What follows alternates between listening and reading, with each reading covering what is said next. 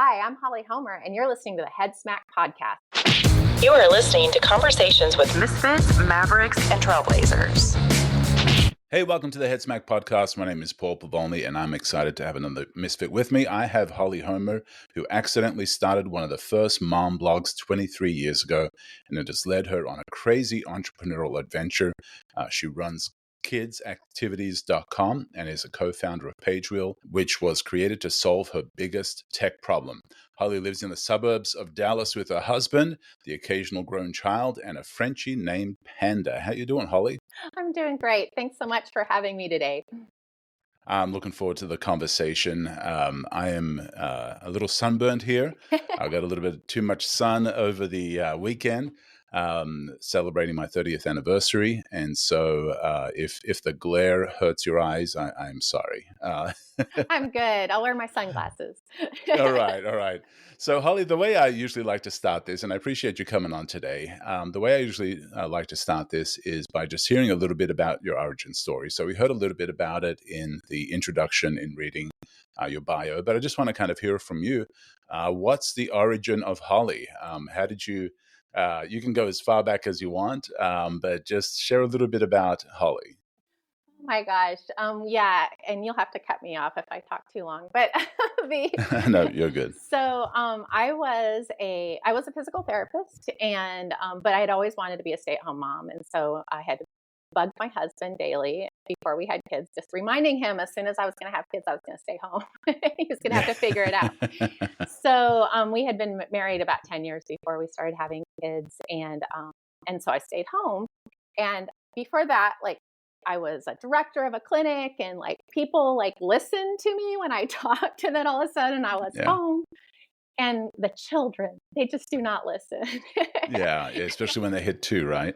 Yeah, and we ended up with 3 boys, and it was very isolating, coming from kind of having people all around me all the time, adults, and then coming home and being kind of stuck when you have the first one you can take places, the second one a little bit, and then by the third one you're pretty tied to the home. And so and my husband he's a doctor, so he's at the hospital all the time because it was the beginning of his career. And so I started sending these emails to one of my dear friends from college who was kind of in the same situation. She had 2 boys. And every Saturday, basically, I would sit down at my email, and this was 24, 25 years ago. And I'd ask my husband before he went to work to download my email because I had no idea how email worked. And I'm sure he was just rolling his eyes at me. So he would open the computer. Now I know he opened the computer. But anyway, and I would write these long letters to my friend Jody, and she would write back. And we did this every Saturday morning for over a year. And then, and it was one of those things that was like therapy, and it was awesome. And I was made it through the week because I knew at the end of the week I'd make this long. We would work it out together on Saturdays. And then one Saturday, her subject line was, "We need to stop emailing." I was like, okay, I don't think Jody understands how important this is. And so I opened up the email, and she said, "I think we should start blogs." And I was like, don't know what a blog is, but then she was like, "Because I've been emailing someone else." Oh no! So she was cheating on me. Yeah. And so her point was, if we started these blogs, then we could write these things on these blogs, and then she wouldn't have to write it twice. She didn't want to copy and paste, basically. And so in her email, she's like, go to blogspot.com, because this was 23 years ago, right? And start a blog. And so, of course, I'm doing this within the next few minutes because Jody. So I went on to Blogspot, and I decided to choose the name June Cleaver Nirvana, because I felt like I was in this really traditional life, but not really kind of thing. And so I started a blog that day. I've never read a blog, don't even know what a blog is. Wow. And I have a blog.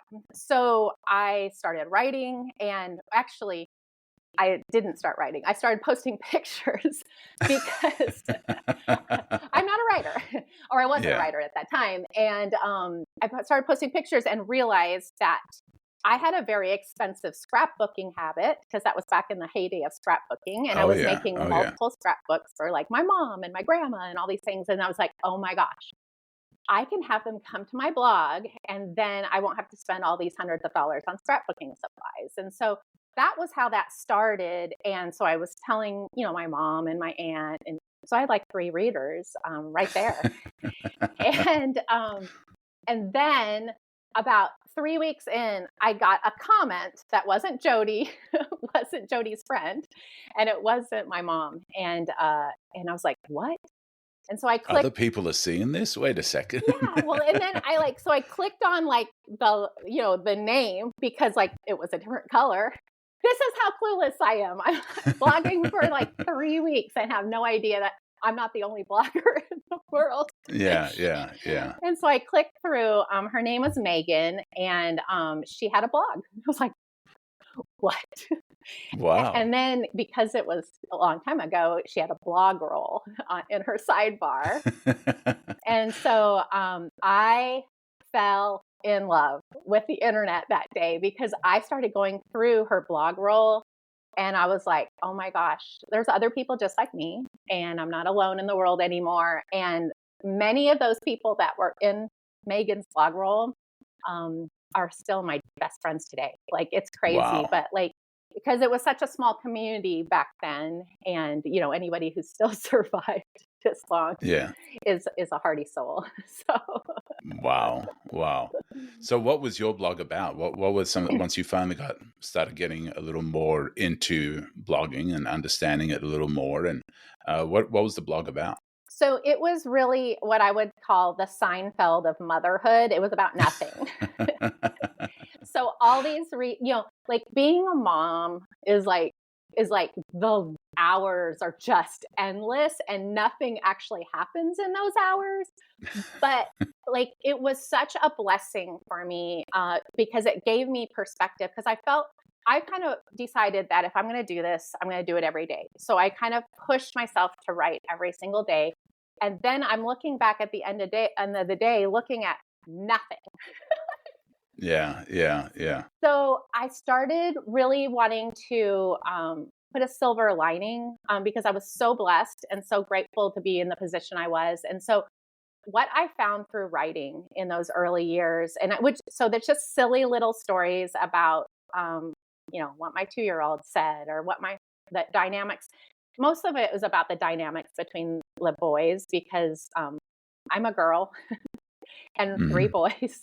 Yeah. It's a foreign country. And so like, it was really kind of like trying to figure out that an ambassador to that country, and then always making something funny or something silver lining or something like a gratefulness about it. And what I found over those years, and this was such a blessing to me, that I would be in the middle of like freaking chaos in my life, or everything had gone wrong. And instead of like panicking, I was literally like stepping back in the moment thinking, this is going to be a story. Yeah. That's funny. Kind of like speakers and preachers and stuff. Like everything in their life becomes a story for their sermon or for their speech or for their book or whatever. Yeah, that's hilarious. So it was so good, because it gave me a perspective I wouldn't have had otherwise, because I was like, oh, thank God, I have something to write about today. Yeah. So you looked at any misbehavior or any funny words or anything like that. It's like, okay, oh, awesome. Now I have content. Yes. My life was content, really good content. So, so that's kind of how I got started. And I was just so thankful that, like, I believe everything happens for a reason. Yeah. So how did that evolve? So you're blogging about motherhood with 3 little boys. How did that evolve? Did that evolve into something else? What was next for you once you kind of got into the rhythm of blogging? Yeah, it was really interesting because in the early days, this, nobody was making money as a blogger. Nobody was like, there was no monetization, there just wasn't. And in fact, there was nothing. Like you would Google something and you might get no results. I mean, like this was so long ago. Right. And most people don't get it, what it was like. No, like SEO was like keyword stacking, I mean, like it was ridiculous. In fact, that was even prior to SEO, but right. as we see it today. But so like as things evolved, like it was interesting because we started to see the community over years, and this is pre-Facebook, pre-social media altogether. The early days of blogging really was the first social media because like I had a pretty large blog at the time for the, which might get like maybe 300 visits a day to my new content because I was writing every day. But I would have 200 comments, because like people came not to read, but to like put their 2 cents. And then you would go and, kind of like you do on social media, go visit your top 20 blogs and leave comments. And that's how we communicated because it was before that. And so when social media started, I was one of the first on Twitter, and that was groundbreaking because and by the way, we were like anonymous, like blogging anonymously at the very beginning. It wasn't until Facebook came out that we had to, like, it was a conscious decision to join Facebook because all of a sudden my name was going to be associated with my writing, which was like one of those kind of big, because of course we thought the internet was full of axe murderers back then. So it was just really different. And what was so fun is that like all these stages, like Twitter, I live in a town called Flower Mound, which is just out of DFW, Texas. And like Flower Mound, Texas had the largest tweet ups in the world. Meaning that we would like say, hey, everybody, tweet up at, this bar or whatever, everybody meet. And we'd have like 150 people from Twitter show up. Wow. And so through Twitter, we started making contacts with companies. And then companies started thinking about platforms. And so I started a company really early on called Business to Blogger. That was based on, I don't know if you're familiar with Haro, but like where writers, would find people to interview and stuff like that. But Business to Blogger in the early days was like, hey, company, if you need someone to write for you, here's bloggers that is like a matchmaking service. And, right. Okay. And so like the early days of influencer, we didn't know what that meant. I was like one of the first freaking influencers, even though I hate that word, but like Chevy was one of the pioneers of kind of the influence. And I ended up, the first year they put bloggers into cars. They got the bloggers through radio ads. Wow. And so I met the lady who was running the Chevy. Oh my gosh. I met the lady who was running the Chevy blogger campaign at one of the tweet ups. And she was like, I can't find any bloggers. And I'm like, I have a list of 500 bloggers in DFW. And she's like, well, we ran all these radio ads and we can't find anyone. I was like, bloggers are not listening to the radio. Like there's a disconnect there. So that's how I kind of got into like running blogger campaigns and putting together bloggers with companies. And I realized early on that somebody was going to make money at this. I didn't know how, but there was money floating. Yeah. So I was like, if somebody's going to make money on this, it's going to be me, because like my prior life, I was not a writer. I ran clinics. I was doing promotion and like the director of a pain clinic. And so like I had the business background just from hands-on kind of doing it, that I was like, I think this is really a timing thing. Like being in the right place at the right time is going to be a good thing in that. And so I've run, I don't know, 20, 30, 40 different websites through the years. 99% of them failed. but you only need one or two. So that's where we are today. And really the other side of this is when we started out, we had no idea where this is going. I still don't know where it's going, but the me writing about the boys like worked really, really well when they were little. But I remember my oldest was in first grade, kindergarten, something like that, maybe second grade. And I was in car line picking him up, and his teacher ran out and, had me unroll my window and started talking about something that she had read on the blog. And I was like, oh crap. Oh, wow. Yeah. These stories are not mine to tell.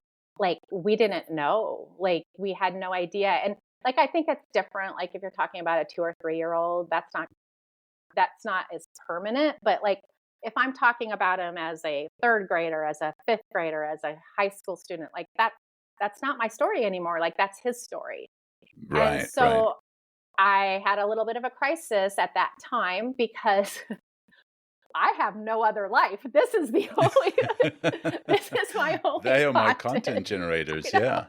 And I was like, but like, I have to figure out a way that I can do this with, and I'm a terrible cook, so I can't start a food blog, although that wasn't even a thing back there. Like I'm limited. Yeah. And that was the time of that I was running DFW bloggers, this list of 500 bloggers. We'd have meetups, and one of the meetups was at a play place at a local mall because it's only 110 in the summer here. And I met Rachel Miller, and she said, and this was about 16 years ago. She said, hey, why don't you come over to my house for a play date? And so I went to her house. At that time, she had 4 kids. I had 3. And I walked in. This is Rachel Miller to a T. I met her once at a play place. I walk into her house. I sit in her kitchen.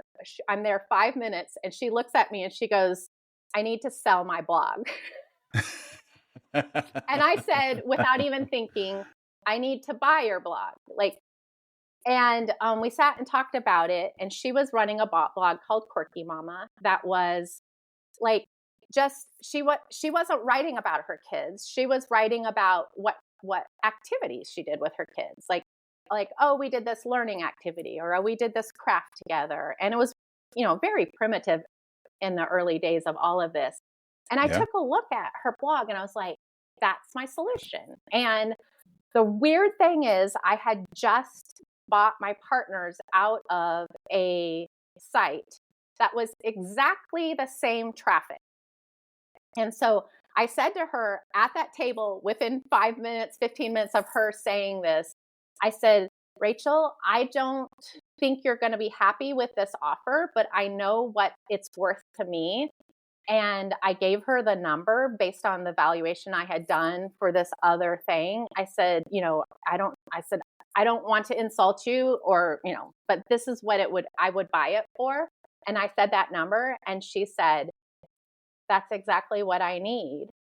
And, wow. And so we shook hands, and I bought her blog, and she worked for me for a few years in the early days as the transition.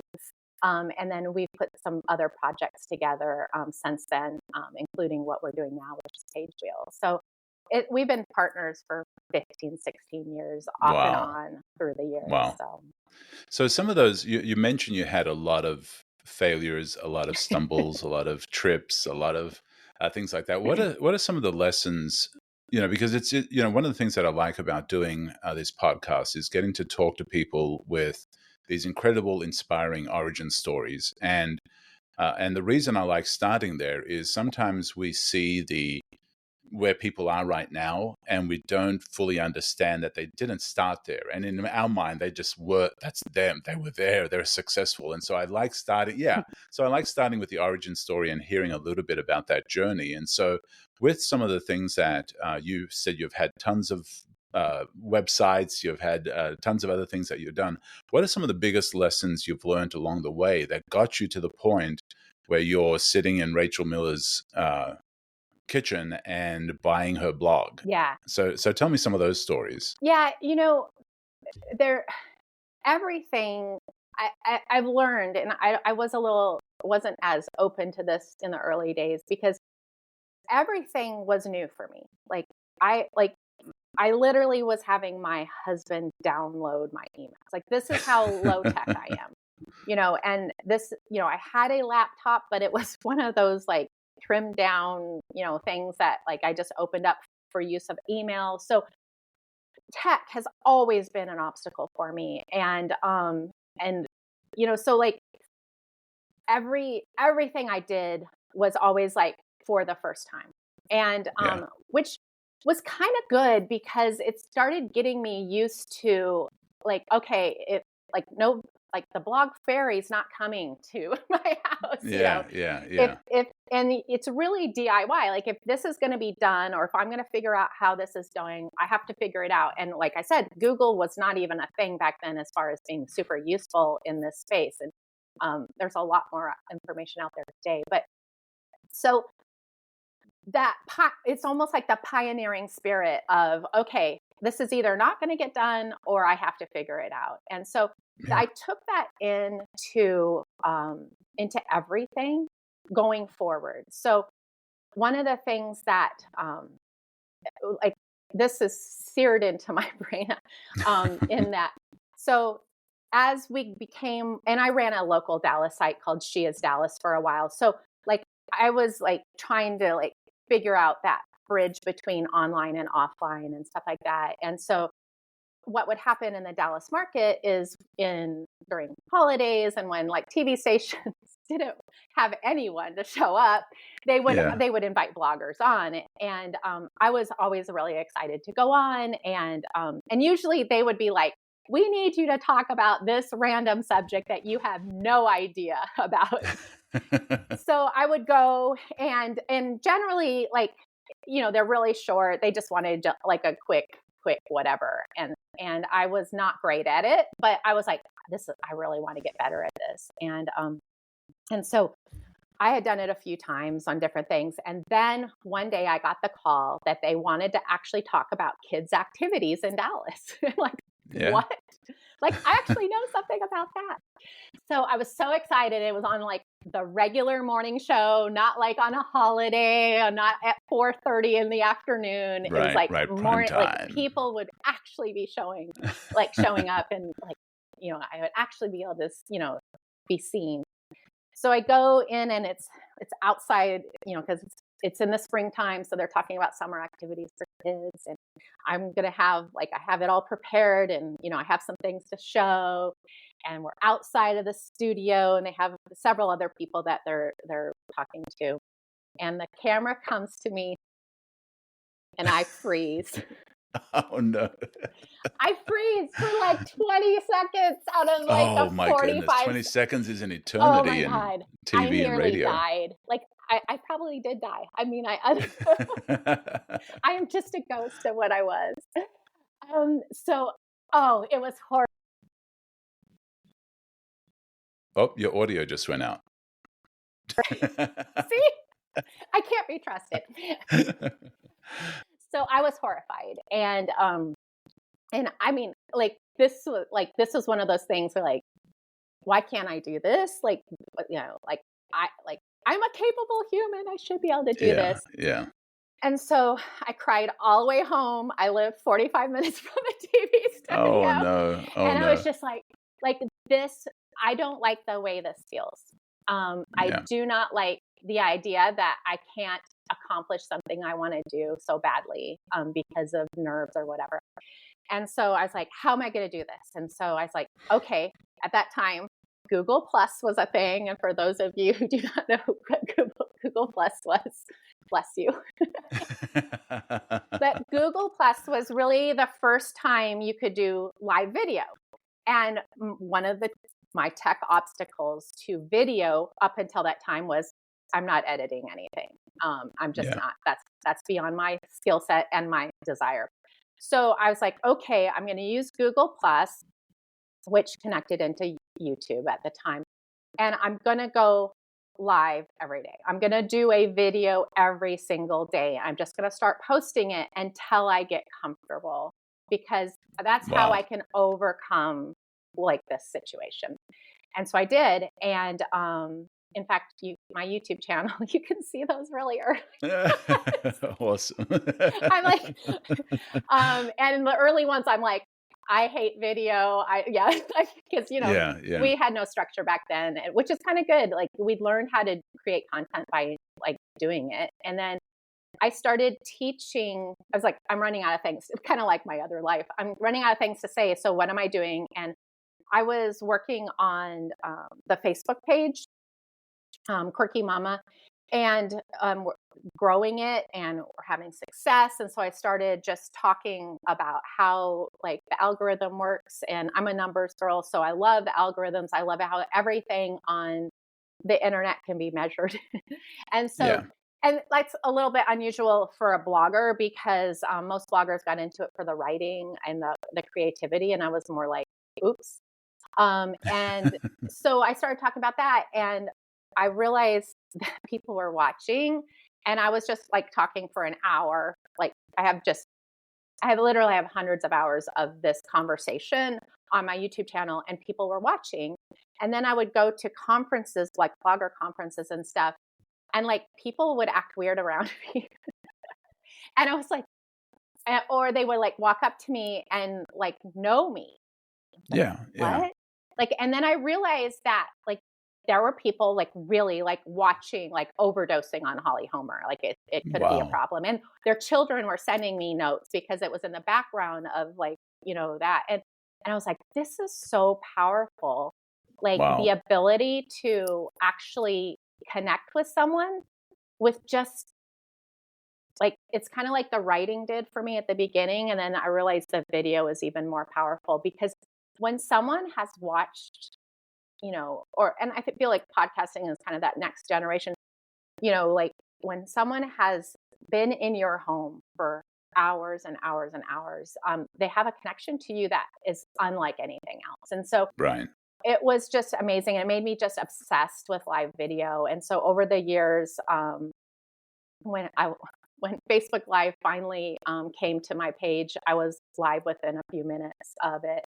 And that opened so many doors. And then it led me into monetization of live video, which was a crazy journey into, I sold LuLaRoe leggings, became one of their top sellers with a partner, because we were doing 3 hours a night.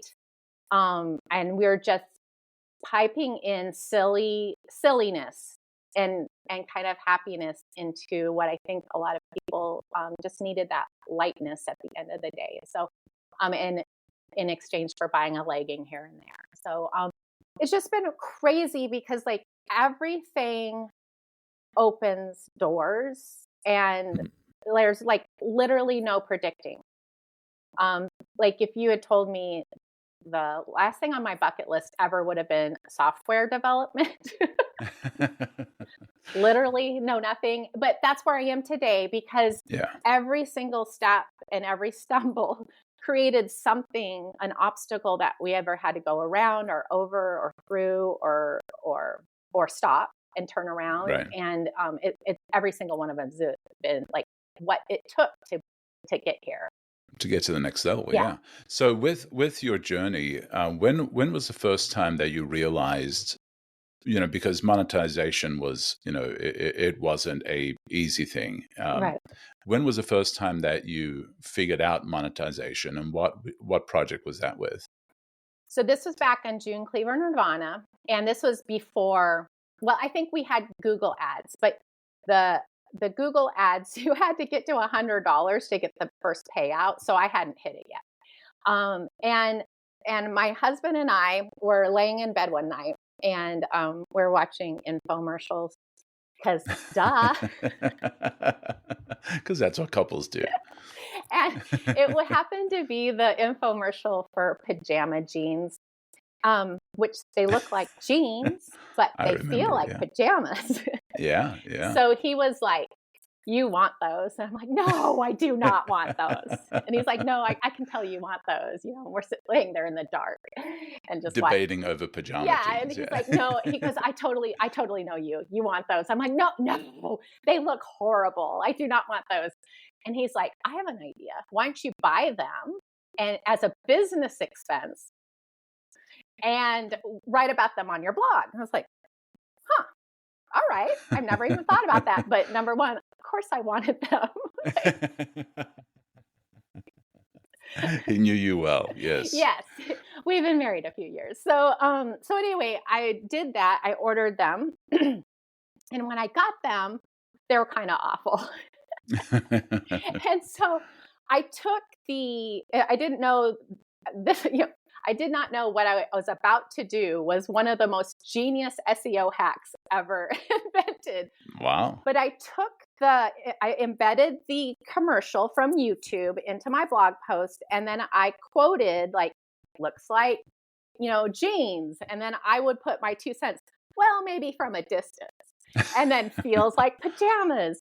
If your pajamas have rivets, and so I went through the whole like infomercial with all the keywords, the video embedded, and gave them like was mocking the whole pajama jeans situation.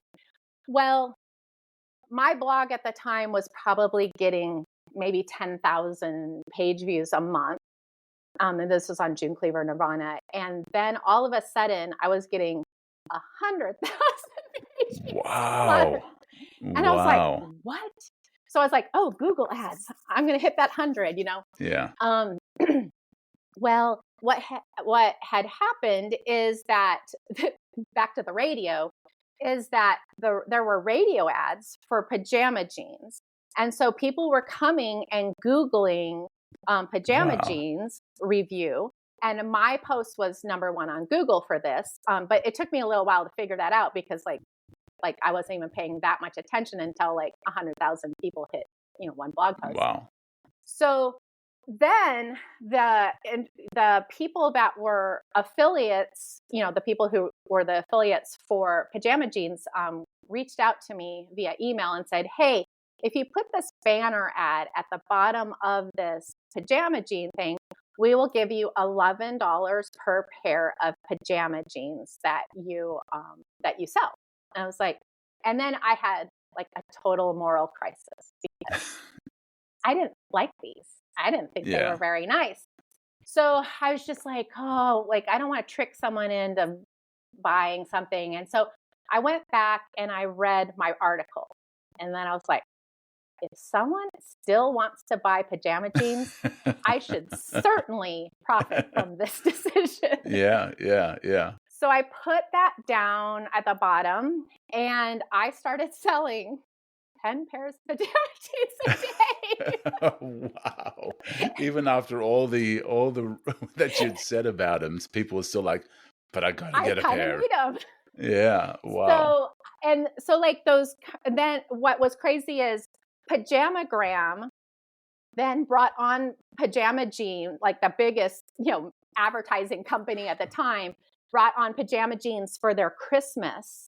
And so like I was just selling pajama jeans left and right all through Christmas. And I was like so excited because I put the connections together that it was the radio ads that were getting people there and then going on. And so I was like, it was just an amazing Christmas. And I was like, this is going to come to an end. And then in Pajamagram's Not Stupid, they thought, if you really love your sweetheart, you need to buy them pajama jeans. So then I had to rush all the way through Valentine's Day and it was amazing.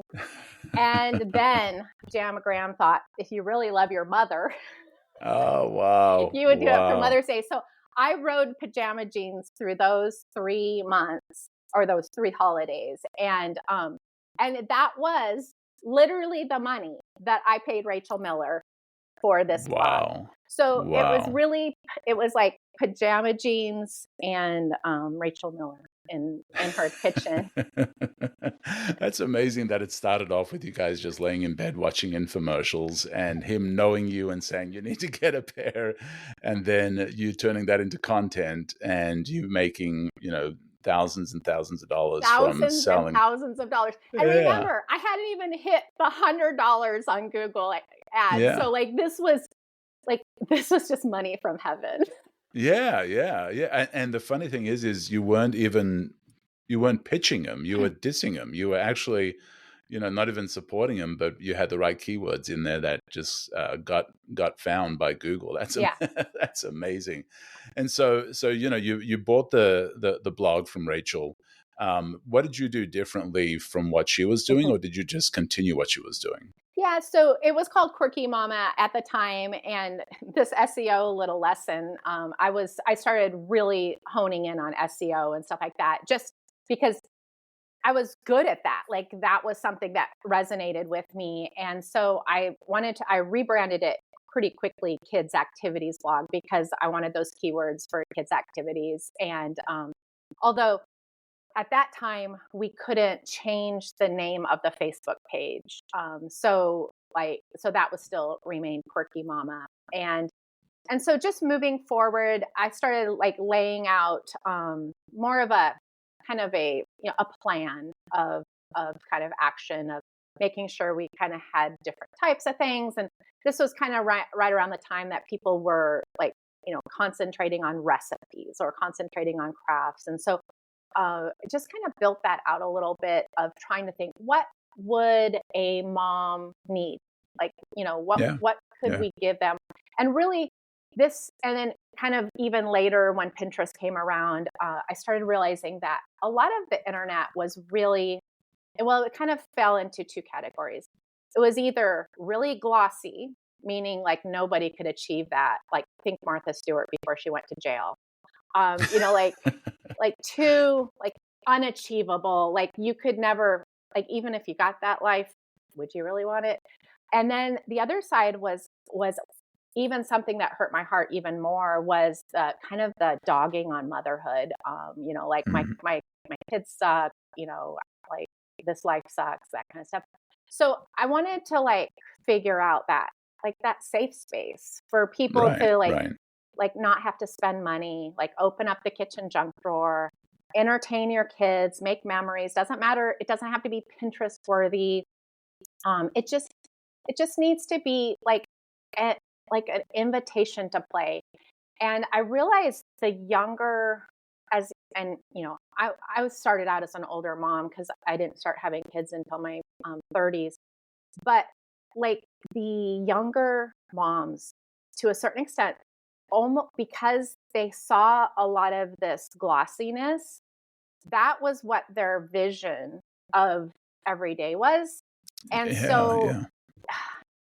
like that hurt my heart, because like that was not the reality of every day. Like in fact, that's Right. It was a almost highlight the reel. Yeah. anti every day. And so if we can't like embrace those normal moments, in the waiting in the doctor's office or the waiting in car line, there's a lot of waiting. Yeah. The like the mess on the kitchen floor, all that kind of stuff. Like that's what I wanted to show in a positive way, and how like you don't need that expensive stroller. Like Right. this umbrella stroller is really awesome. Or like here's how you do it different way. So it was kind of like discount Martha Stewart. Yeah. It's kind Yeah. of like, just do it. Like spend time with your kids. Who cares if you can't put it on the refrigerator and display it? Because it's more about like making those memories and getting just having that family time, and quite honestly, filling that time. And with three boys, like literally, for me, activities, and not so much crafts or coloring pages because they're boys, but activities was how I got through the day with them not killing each other. Like if I could Right. Right. distract them at the park for an hour, then it bought me another hour or two of sanity. And then, well, if we went to the pool in the afternoon, it bought me, a nap on the way home. Like, so showing other people that this is not just a luxury, but more of like how you're going to survive these early years. Yeah, I love that, and I think we need more of that. I think, and for some reason, we as humans, we see these Instagrams, we see these Pinterests, we see these posts of the highlights of people's lives, and for some reason, we have a hard time disconnecting that from the reality of that's just the stuff they're sharing. That's, you don't see all the behind the scenes, the boring parts of life that can hold just as valuable memories and just as valuable experiences and stuff that, your kids, your family will talk about, for years to come, that aren't Pinterest worthy or aren't Instagrammable or aren't shareable on social media. But for some reason, we as humans kind of almost have a hard time detaching the fact that what people are showing is the very best. It's showing the highlights, and you don't see the monotony or the boredom or the waiting. Like you mentioned, there's a lot of waiting in parenthood, So I think that's amazing that you did that. And so your blog started growing, your influence started growing from simply showing that. And that's still what you're doing with kidsactivities.com, right? Yeah. So it grew, from, just kind of another mom blog to, basically the largest resource site in the space for, for kids activities, crafts, learning things. I partially homeschooled the kids. So there's just a lot of I had spent a lot of time with those children. So there's just a lot of kind of what we did. And then the other thing I loved about this whole, adventure and kind of what turned into be like the business that feeds my family is that I could hire other moms, to tell what they're doing with their kids and stuff like that. Yeah. And like, I didn't need, it's nice if they had great photos, but even if you go onto the site, it's not to the level of your average food blogger or something like that. And that's intentional to a certain extent, that I don't want it to feel like you can't make this paper plate craft. Give me a break. Right. Yeah. But I do, one of the things that you said about kind of perceptions and all this kind of stuff is something I would, just because I'm old and a little bit wiser on this, I'd love to share a little bit of my experience of being like an influencer and why I shun that today.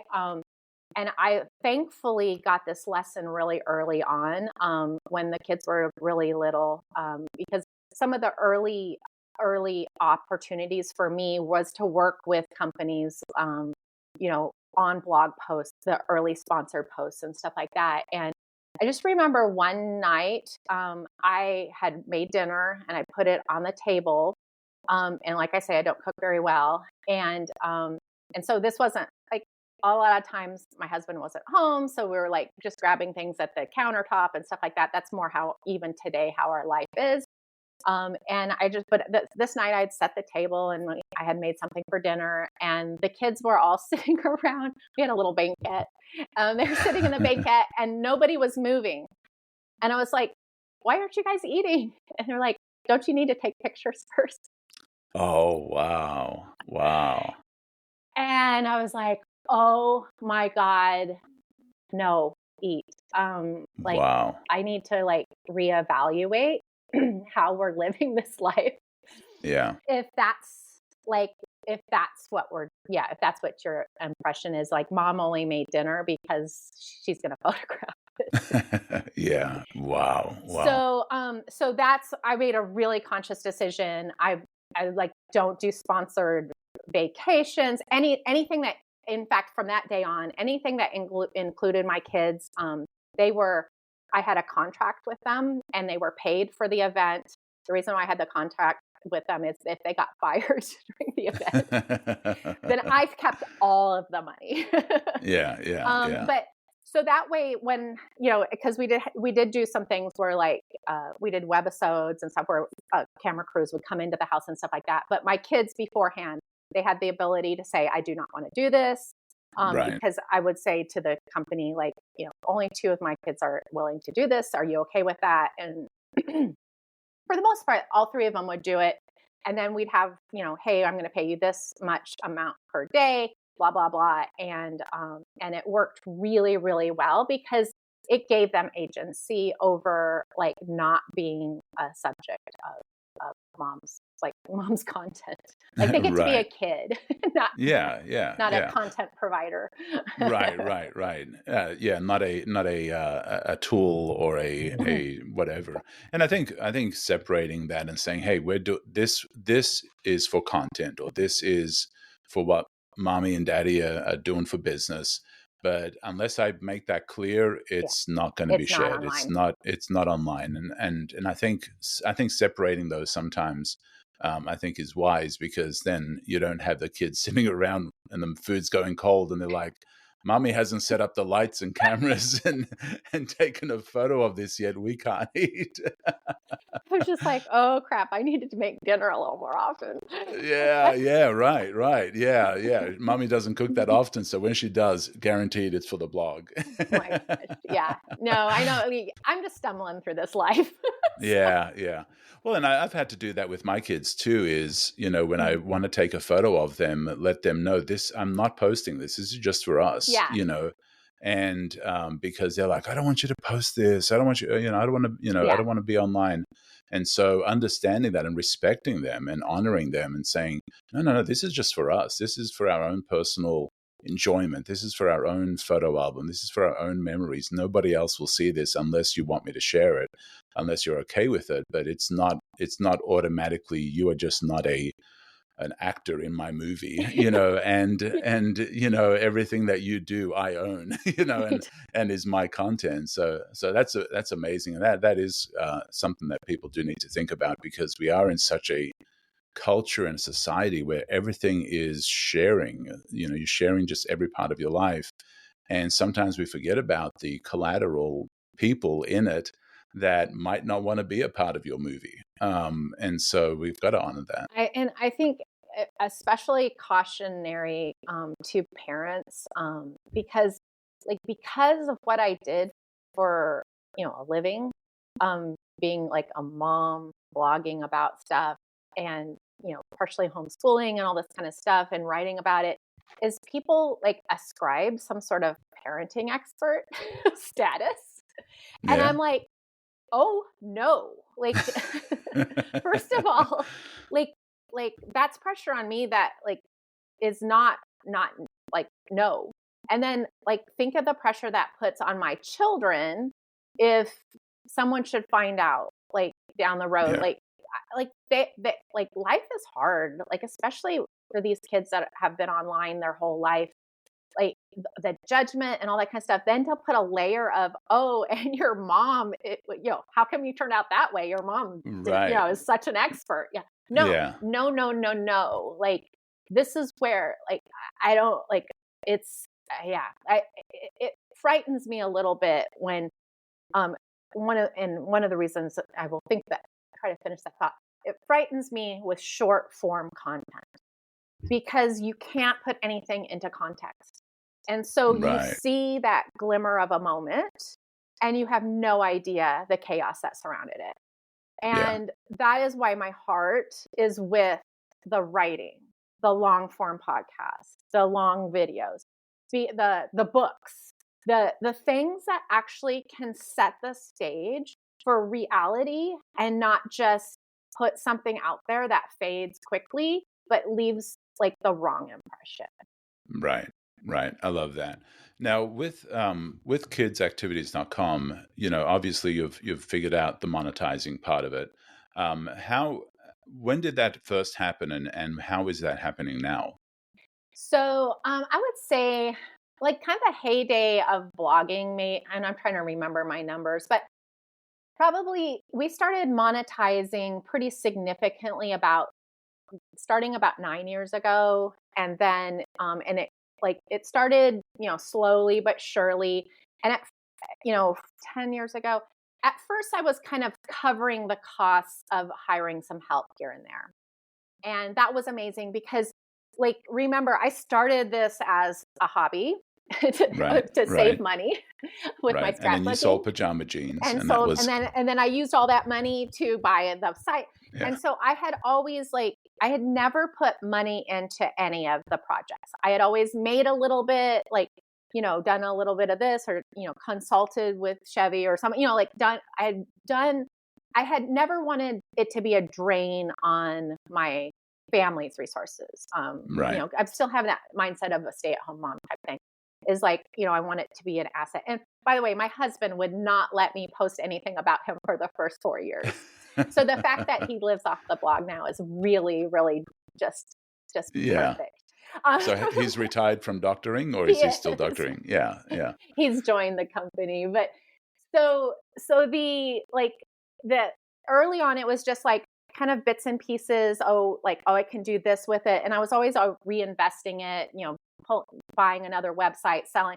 I had listened to a radio show about like investing, and somebody had talked about how they were like flipping websites versus flipping houses. And I'm like, well, I can flip a website way easier than flip a house. And then, thinking about, if you're going to beat the stock market, you only have to do like 8% or whatever. So I was like, okay. So I was doing like kind of that, I was building things up and selling. And that's kind of why when Rachel said, I want to sell my blog, I was like, actually know what I could buy that for and stuff like that. So I was kind of in that space of looking So where around. did that skill come from? I mean, you mentioned that you started off downloading emails or asking your husband to do that. So how did you get the skills to flip websites? Yeah, well, see, and back then it was still very rudimentary. It was like a WordPress site. And one of my best friends that I met through the internet was here locally, and she was a designer. So I had she was able to like put my vision. Actually, she was way better than my vision. I'd be like, hey, I need this pretty, and she'd go do it. So we worked together on some of those projects. In fact, several of the websites that I acquired or created, she was a partner in. So I had her tech skills on my side.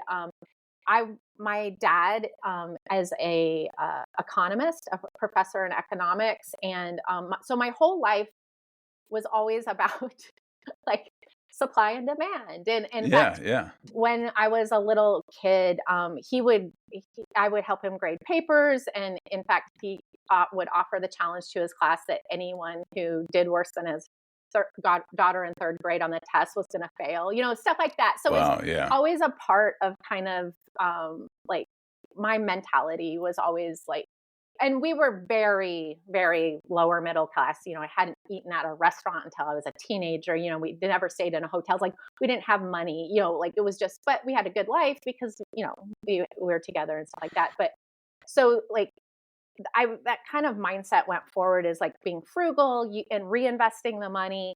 When you make something, like the pajama jeans, like, take it and invest it in the next thing.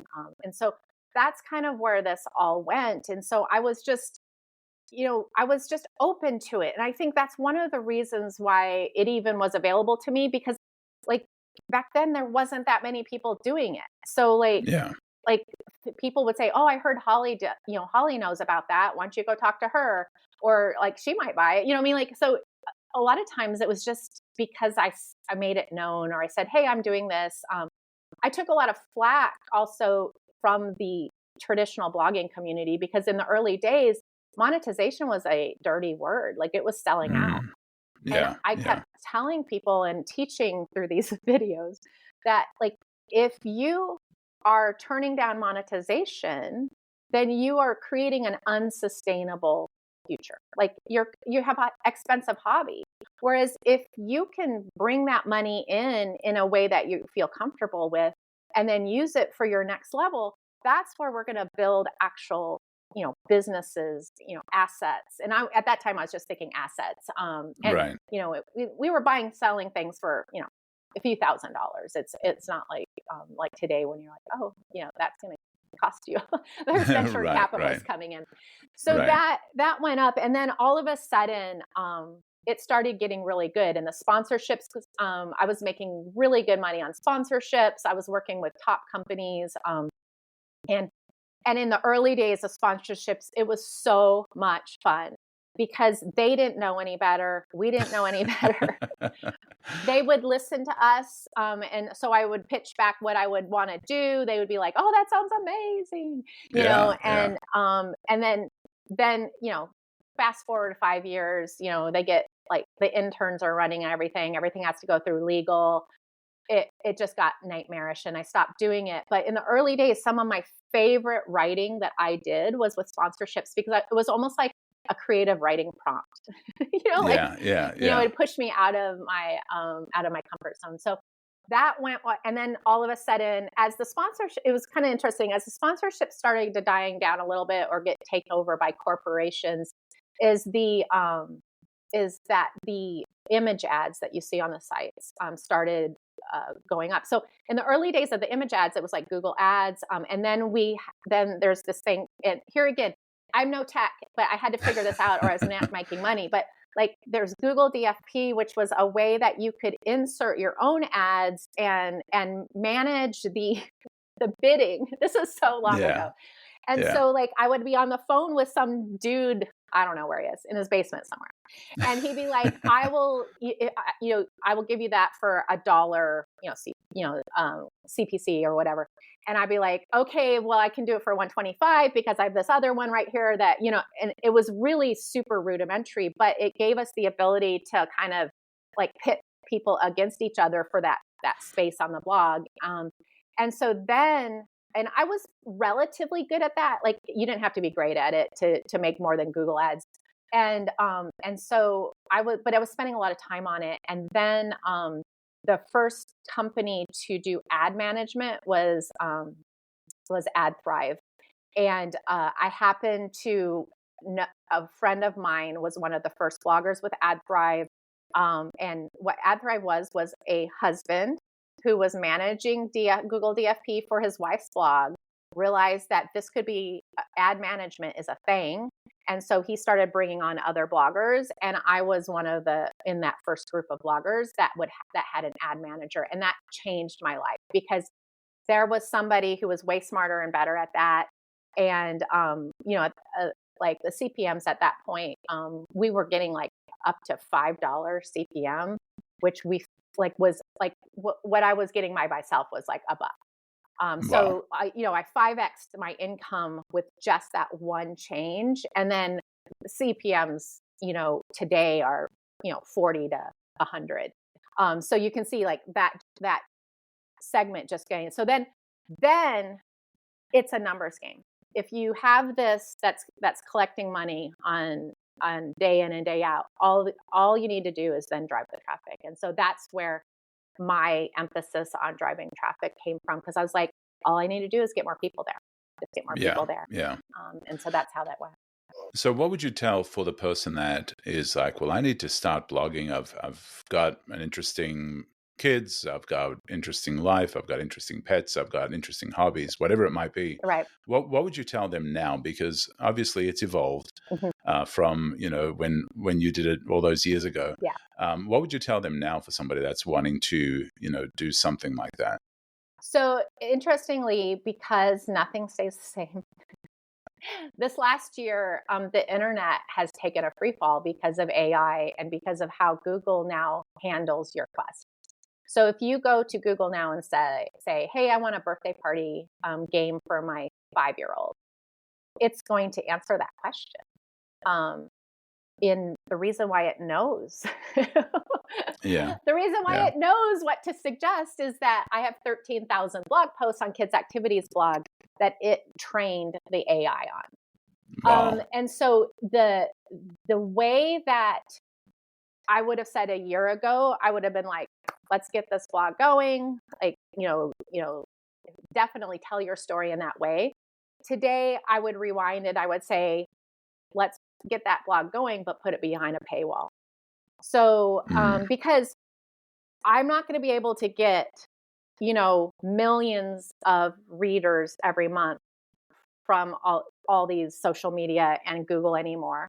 I'm going to be able to get thousands and tens of thousands and hopefully hundreds of thousands. Whereas if you're working at like a Substack or some sort of paywalled content creation, then you're able to actually, monetize that in a way that you don't need millions. You just need handfuls. So that's where I would go with that. And it's something that I have had like a part of my site that was a subscription. And I'm not making any sweeping statements, but I wouldn't be surprised if in the future you'll see a lot more of that of my site behind a paywall.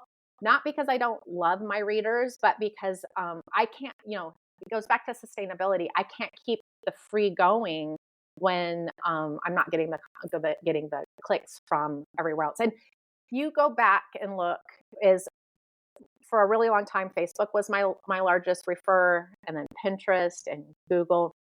And then when Instagram came around, no links. So we couldn't drive traffic from Instagram. We can't drive traffic from TikTok. So all of the social media networks that have come in the last few years are basically link free. I mean, you can, add a link to your, you can get a handful of people through, but you can't get tens of thousands through to get what you need to make it worthwhile. So right, and even Facebook doesn't like links off of their site. So no, and so it was about a year ago that my Facebook traffic dropped over 1 million page views per month. Wow. Yeah. Wow, that's a lot. That's a lot. That's a lot. It was a little, and so up until recently, I've always had multiple streams of income, pillars of income. And so if anyone got kicked out, which happens regularly, I've learned my lesson on that.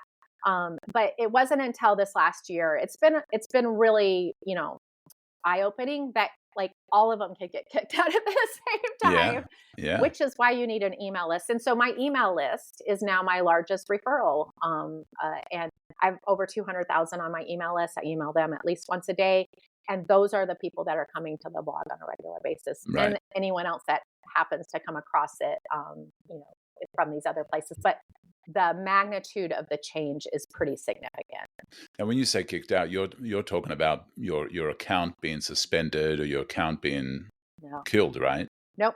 I have my Quirky Mama is still in good standing. When you said that you had the potential of getting kicked out or whatever, so have an email list. Yeah. You're recommending, you're warning people that your Facebook account or your Instagram or whatever, you could suddenly lose account. You need an email list, even when everything's going well, because the algorithms are not for you. The algorithms are for the platform. So the algorithm uses your content to keep the users on the platform longer.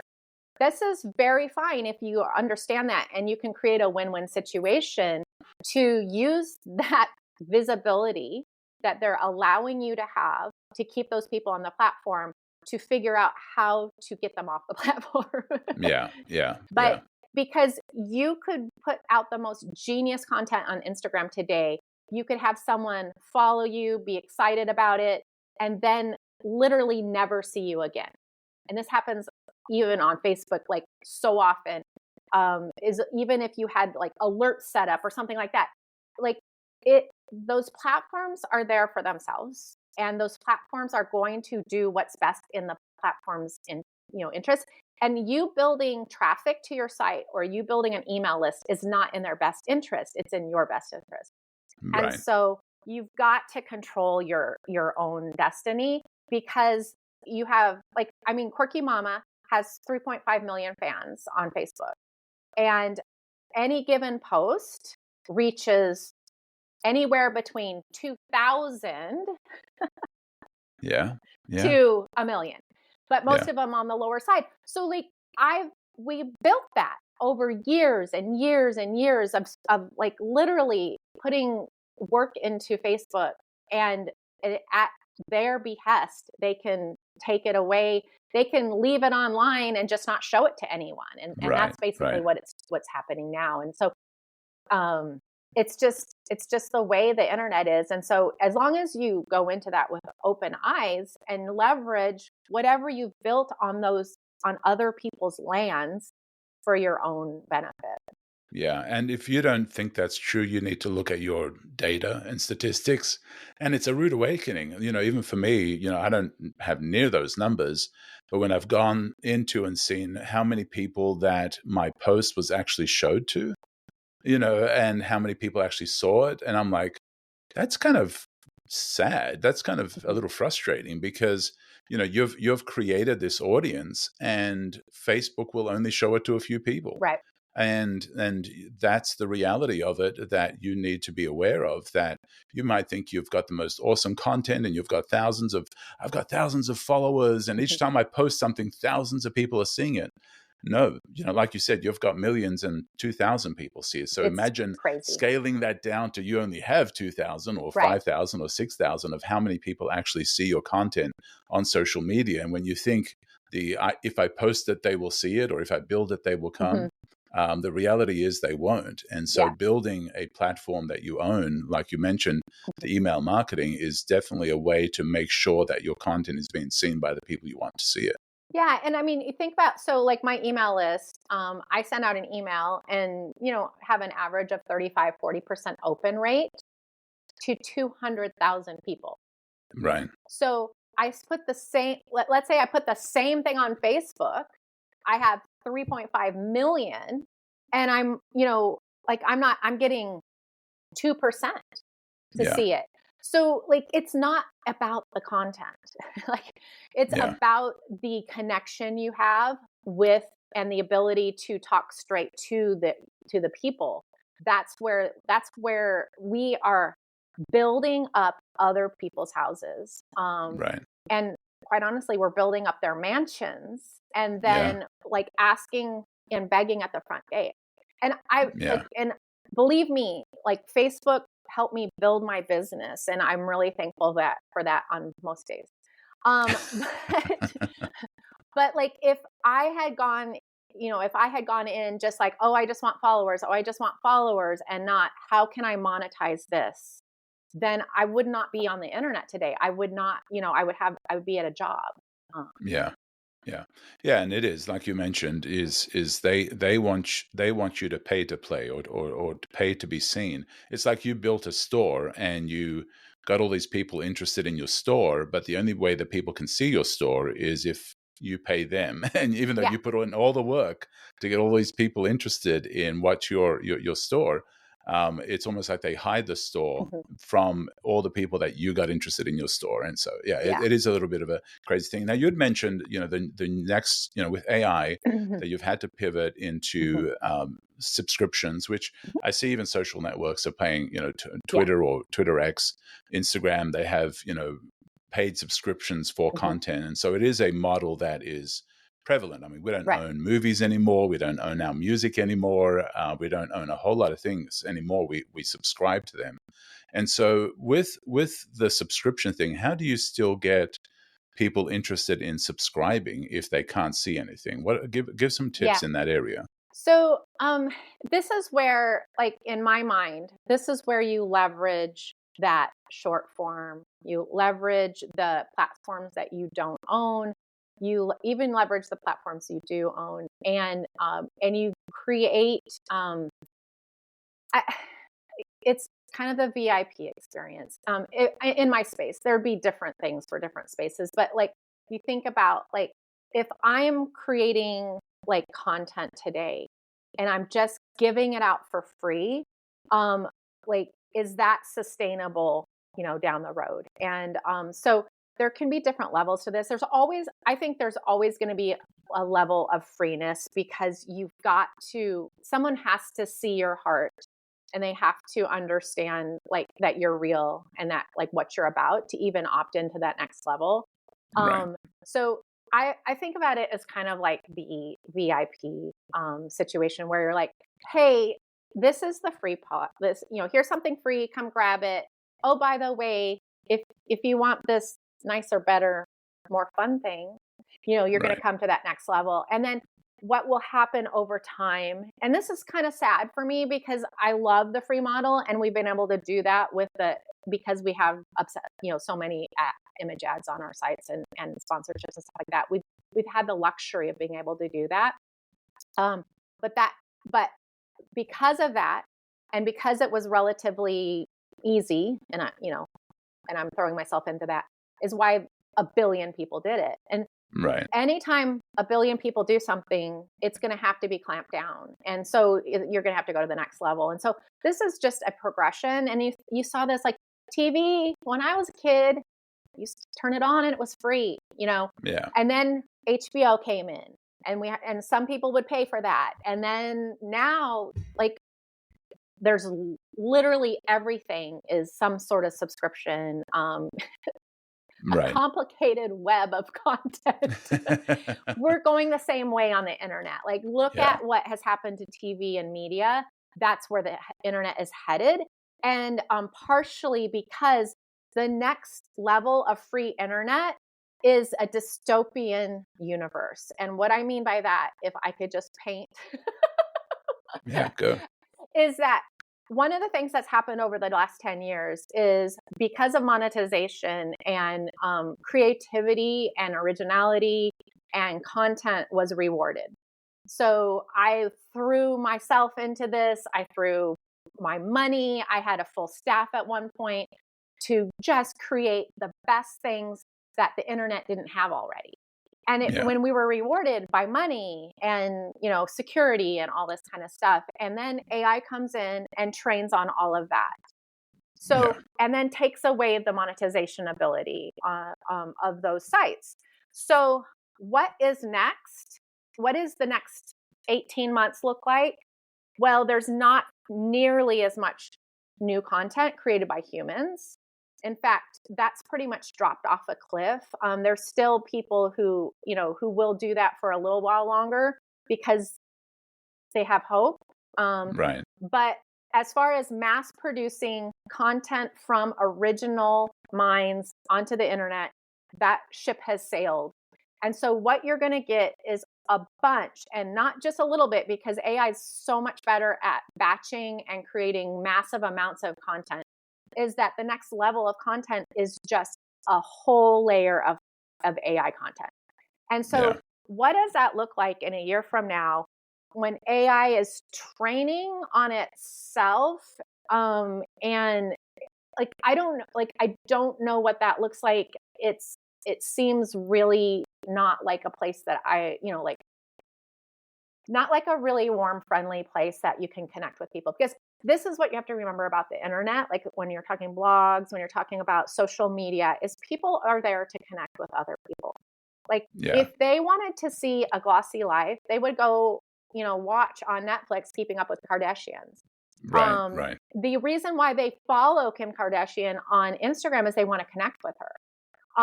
So when you are on these platforms and then all of a sudden the human connection gets pulled out, and I'm on X, and one of the things that I asked Grok a few weeks ago is what should I post? What should I post on X? And it gave me 42 things to post on X. And then I thought, no. No. So what are we going to do? Are we all going to Grok and we're all telling to post so that we can connect with each other through what the hell? Right. Yeah, and I've even unsubscribed from e-newsletters from marketers that said they have AI write their newsletters. Mm-hmm. I'm like, I don't care about an AI newsletter from you. You might have trained it on some of your stuff, but I kind of feel like I'm just, getting junk mail at that point. It's not personal. It's not written by you. You've automated so much that you're not even in it a whole lot. Well, and I'll take this even a step further. Is I recently went to ChatGPT. I said, "This is what I want to write. Write it in the style of Holly Homer," and it wrote it exactly like I would have written it. And then you're like, so what? Does that mean that I need to? Well, I'm not far from moving to a commune and raising vegetables off the land. But is that really the next step where because one of the things that happened over the last 20 years is we all lived offline. And then we would put a little thing about what we were doing offline online. And then as all of these things happen, then all of a sudden, we're now living kind of with one foot in each place. And then, now we're online. And then we're doing things in real life so that we can have content for online. Right. And then and now that next step is I'm opting out of it, but it's scary for my children and my grandchildren, and which I don't have any, but those generations beyond there. And I don't know, I do see the pendulum. I am a pendulum swinging kind of girl. So I do see the pendulum swinging a little bit in that younger generation. My son right now, my youngest, is at a summer camp as a counselor where they put their phones in a box at the beginning of the summer, and they will not get their phones back until the end of the summer. And I feel so blessed for him, Yeah. because what a vacation from his life to be able to go just hang out with people in real life and not even worry about what that looks like to anyone else. Right. Right. Yeah. I recently, as I mentioned at the start of the podcast, went to the ocean to celebrate my anniversary. And one of the things that I noticed is even people sitting by the ocean were on their phones. And I Yes. saw teenagers walking by the ocean with these big old earphones like I have right now. And I'm like, you should be enjoying the sound of the waves. You should be enjoying the visual of just being out there and enjoying the scenery and what you're doing. But I think you're right. We've started going so online, and if you look at your phone usage, you would be amazed It's of how much frightening. time you spend on that little box in your hand. And so I think the next phase, even for marketing, even for blogging, for content, for that, is finding a way to humanize it and bring Yes. that humanity back. Stepping through stepping through that veil and reconnecting and connecting in Yeah. a way, because they're there to connect. That's why they keep scrolling, they haven't found the thing to connect with. That's why they're scrolling faster, faster, faster. So we've got to step through it and get some sort of connection.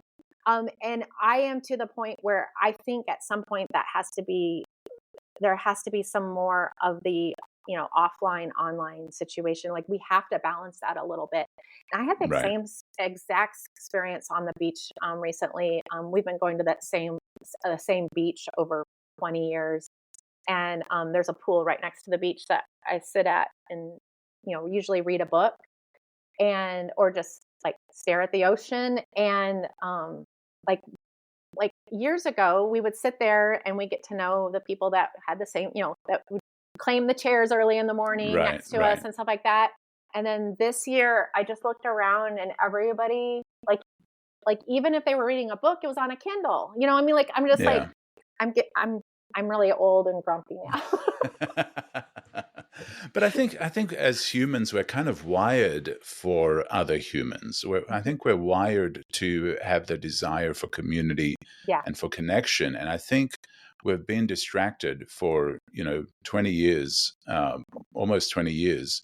Facebook came out in 2007-ish, for the Mhm. public, and Twitter did as well. And I think we're kind of the younger generation. I see them wanting more community. I see Yes. them wanting, like you'd mentioned, you were doing tweet ups. I think Yeah. I think that's going to become a new thing. Is these in person, face to Mhm. face, you know, meet to meet, human to human, flesh to flesh type meetings where it's no longer just this online thing that Mhm. we need more. And I think that's what COVID was so tough Mhm. for a lot of people, is the isolation that Yeah. we had online more than ever. We were expected to be online, Yeah. but what we craved most was the humanity Mhm. and seeing a smile. I know. I know. And I mean, COVID was even harder because you couldn't even see other people smile. And Yeah. it was, and I think, like, I mean, it was kind of a blessing because it was such it was a time period that just opened my eyes to so much around me that I was like, on one hand, like, you can't unsee it once you see it, but then, like, you can't unsee it once you see it. And I think there's a lot of changes that have happened since then because people were so uncomfortable with how that went down, Yeah. and not just, kind of a political way or a spiritual way, but just a human way. Right. Like, how like we changed as humans with from you know, an external, source. So I don't know. Yeah. Ah, But I think definitely humanizing is, yeah. and like you'd mentioned, even dripping out content, even though you have a paywall, even though you have a subscription, is dripping out content, being real, creating these real videos of yourself or content about yourself, just retains that human connection and gets people like, I like Holly, I like who she is, I like her personality. I want to be a more part of her Mhm. world, and therefore I want to subscribe to the things that she's saying because I see her as a real person and not this AI generated avatar. Yeah, and you think about, like, why does someone, buy from me? Or, like, I might be selling something that's available in Amazon or something like that. And the reason is because they know my heart. They know, that connections. It's just, like if I have something to sell that is available somewhere else, if you know me and like me and are connected to me, that it's a no-brainer. You're going to buy it from me. And I think a lot of times, especially small businesses, we think about, influencers, coaches, anybody with a program selling anything online, is a lot of times they give that away. And it's so ridiculous because that's our superpower. Like Target can't compete with me if I had the thing. Because, and that, so don't give away that superpower. One of the things that we learned when we were doing LuLaRoe is LuLaRoe was a network marketing company that the buy-in to start was between $6,000 and $10,000. So, I mean, you're talking like a high ticket buy-in. And within a few months, we had recruited over 120 people into our downline at that price tag. And we supported them. Everybody in our downline made money. We were supposed to be on the there's a Netflix documentary out about the company that we were supposed to be in, but I'm glad we weren't because we actually made money. We made a lot of money from it. Yeah. But so we didn't fit their like sad story. But one of the things that we realized is, why did these people buy a business opportunity from two silly girls, my partner, Jamie Harrington, and I, two silly girls that were just doing silly videos every night? Like, what about that makes them think that we can make them money? And so much so that, they would give us that amount of money. So I started looking back at the content because I was, teaching them to run businesses because we had all these people in our downline. Yeah. And I started realizing, like, if I had gone out to put out content on the internet to recruit people for my high ticket, business, I would have gotten it all wrong. I would have thought I needed to be like kind of professional, and I needed to explain the pros and the cons and overcome objections and all that kind of stuff. What we realized, and this was like a hugest light bulb moment, is that so before we started selling LuLaRoe, in fact, the reason why we started selling LuLaRoe is we were running a show on Facebook Live called Craft with Crap. My husband would give us 2 sets of like 4 crap items, and then we had 20 minutes to craft them into something else, and then basically go head to head on which had the better craft, and then the people watching could vote in emoji form only. And then we would do it all over again. So it was an hour-long show of just stupidity. And people would watch it because like I would cut my finger open with a razor. I mean, like we're hot messes. And so that Craft with Crap. And so one day, like after one of our sales, we'd been doing LuLaRoe for about a year. My husband put our first episode of Craft with Crap up. It was because we saw LuLaRoe as a way to monetize, Craft with Crap. So put our first episode of Craft with Crap up on the TV as we were kind of winding down like the evening. And we sat down, we started laughing at how silly it was and how ridiculous it was. And then we started noticing the people commenting on our first Craft with Crap episode were the same people that had bought into a $6,000 to $10,000 business opportunity within the year. Wow. So when you go out and you think, no, I have to do it this way, that is a lie that somebody's telling you, because the reason why they trusted us wasn't because we had some glossy brochure that would not have worked. Right. Is because we were like hot messes. Yeah. And if we were having fun, and they're like, well, if Holly and Jamie can do this, we can do it.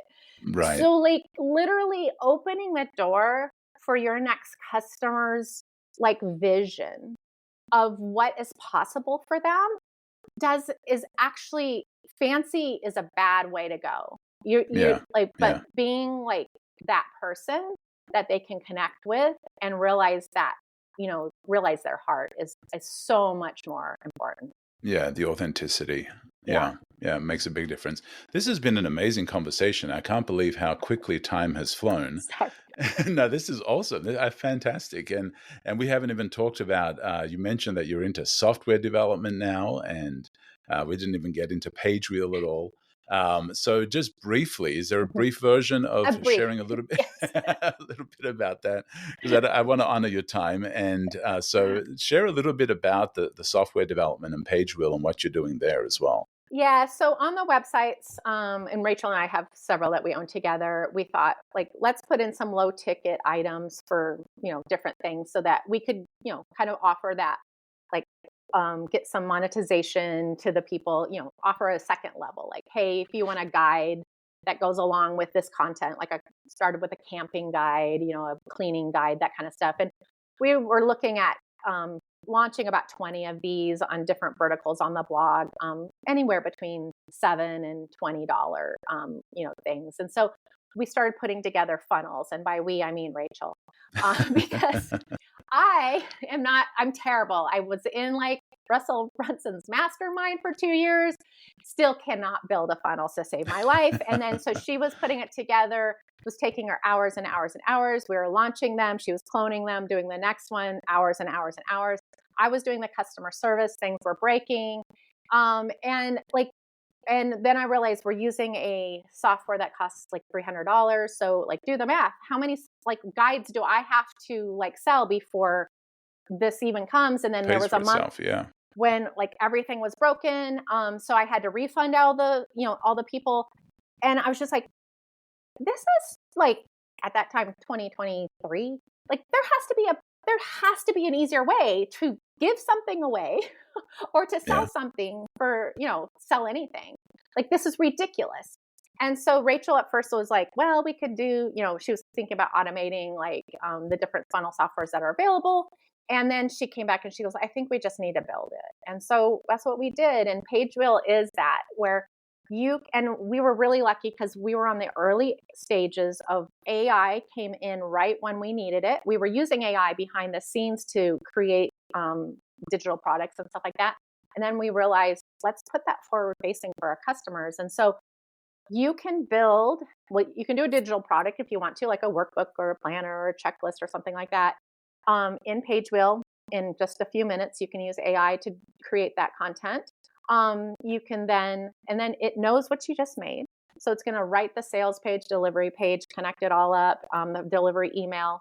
And there's no tech. Like, you say, I have this idea, you follow the steps, and then you can launch. And so now you don't even have to have a digital product. You could do a mini funnel, and you can build this instead of spending 5 and 6 hours or 10 hours or 12 hours I could launch one in probably 3 minutes if you had the time. Wow. So like taking that tech piece off, and because so much of what we do every day is limited by obstacles of tech, and that's what I had to get that off my plate to be able to get that forward. So it's kind of a funnel builder, digital product launcher, creator, but just simple. Like, it's not techy at all. Yeah. And how do they find that? Is it Pagewheel? What's the URL? Pagewheel.com. Yep. And then also be sure to check out kidsactivities.com.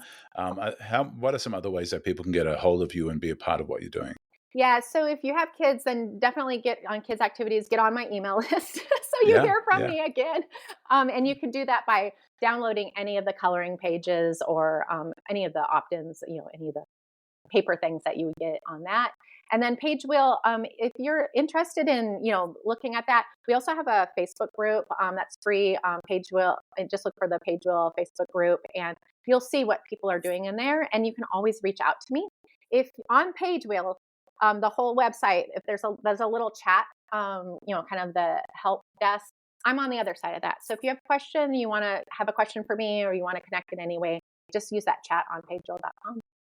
Awesome. Well, thank you so much, Holly. This has been a wonderful, wonderful, wonderful conversation. Have enjoyed it so much, and proud of you and all that you're doing. And I appreciate you coming on. Thank you so much.